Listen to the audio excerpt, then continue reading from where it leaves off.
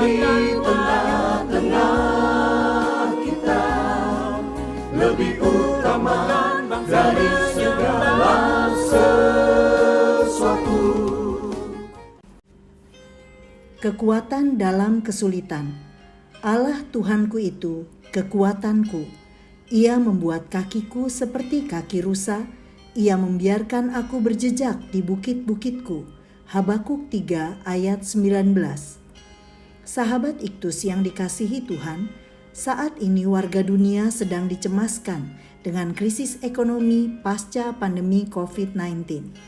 Krisis hutang yang dapat berakibat kebangkrutan massal, ekonomi mandek, bahkan dapat menimbulkan krisis keuangan dalam skala besar, dan kolapsnya industri akan berdampak langsung pada terganggunya kesejahteraan masyarakat. Belum lagi konflik antar negara yang sedang berlangsung menjadi bayang-bayang kesulitan serius yang akan terjadi di masa mendatang. Bagaimana seharusnya sikap kita menghadapi situasi ini? Dapatkah kita tetap berdiri tegap di tengah-tengah keadaan yang sulit? Habakuk adalah seorang nabi yang dipanggil Tuhan untuk menyampaikan berita penghukuman kepada umat Tuhan. Tuhan mengizinkan penghukuman dijalankan oleh orang Kasdim, pasal 1 ayat 5-11, dengan maksud baik bagi umatnya. Kesulitan hidup membuat umat Tuhan mencari dan mengandalkan Tuhan. Melalui renungan firman Tuhan ini, kita dapat menjadi pribadi yang tetap kuat dalam kesulitan dengan memperhatikan beberapa hal. 1. Kesulitan yang dialami. Ayat 17 menjelaskan dua bentuk kesulitan. Pertama, apa yang diharapkan tidak terjadi. Orang mengusahakan dan memelihara pohon ara, pohon anggur, pohon zaitun, serta ladang-ladang agar dapat menghasilkan. Namun kesulitan akan terjadi bila segala sesuatu yang telah direncanakan, diusahakan dan diharapkan berhasil, ternyata keberhasilan tidak terwujud atau gagal. Kedua, apa yang dimiliki diambil atau hilang. Kambing domba di dalam kurungan dan lembu sapi di dalam kandang yang terhalau menunjukkan kesulitan yang terjadi karena kehilangan apa yang dimiliki. Hal ini tentulah lebih sulit daripada hal pertama tadi. Bagaimana tidak, kebahagiaan karena memiliki sesuatu telah dirasakan, namun kemudian kebahagiaan itu direnggut darinya. 2. Cara memperoleh kekuatan dalam kesulitan. Siapakah orang yang dapat tetap kuat dalam kesulitan? Perhatikan ayat 18 dan 19. Pertama, orang yang tinggal dalam Tuhan. Hal ini mengungkapkan tentang dasar kehidupan Kristen, yakni pertobatan atau kelahiran baru.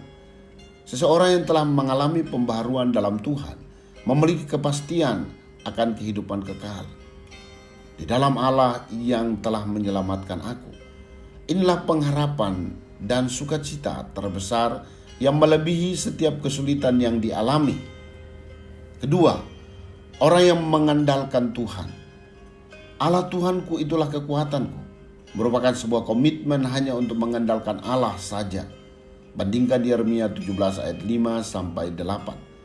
Orang yang mengandalkan Tuhan tidak mencari alternatif pertolongan di luar Tuhan dalam kesulitan. Ia menyerahkan diri sepenuhnya dan percaya bahwa Tuhan akan bertindak mengerjakan yang terbaik dalam seluruh kehidupannya. 3. Kekuatan dalam kesulitan. Apa akibatnya bagi orang yang tinggal dalam Tuhan dan mengandalkan Tuhan?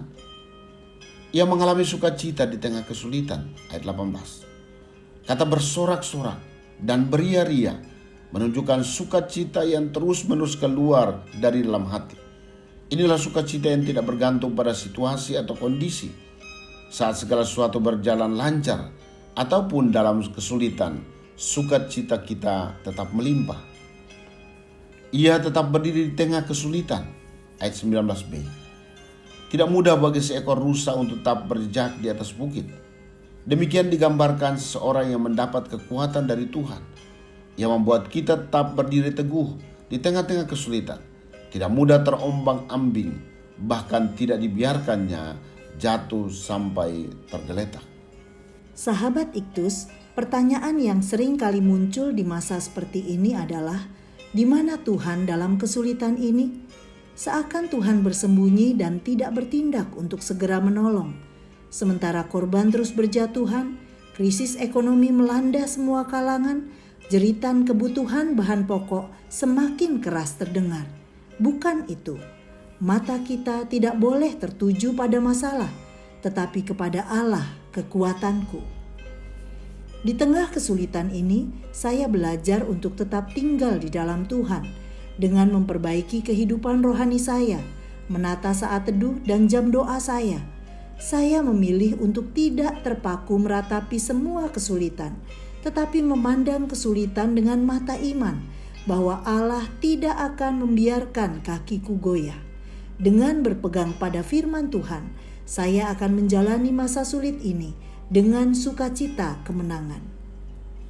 Sahabat Iktus yang dikasihi Tuhan, kesulitan apa yang saya alami saat ini? Bagaimana cara saya untuk tetap kuat dalam kesulitan? Kekuatan yang seperti apakah yang saya dapatkan dari Tuhan di tengah kesulitan ini? Ya Tuhan Yesus, hanya kepadamu saya berseru menantikan pertolongan. Saya menyadari bahwa saya tidak bisa mengubah keadaan ini, namun saya bisa mengubah respon saya terhadap kesulitan yang saya alami. Saya tidak mau menghabiskan waktu untuk melihat masalah menjadi semakin besar, tetapi saya rindu menikmati setiap waktu bersama Tuhan dan mendapat kekuatan yang semakin besar menghadapi situasi sulit ini. Kekuatan dalam kesulitan yang saya dapatkan darimu akan saya ceritakan kepada semua orang, sehingga mereka mengenalmu Yesus, penyelamatku. Pakai saya menjadi berkat di tengah krisis ini. Amin. Tuhan tidak selalu menghindarkan kita dari kesulitan, tetapi Ia pasti memberi kekuatan untuk melewatinya. Kristus ada di tengah-tengah kita, lebih utama dari segala sesuatu. Kristuslah yang harus ku beritakan hingga datang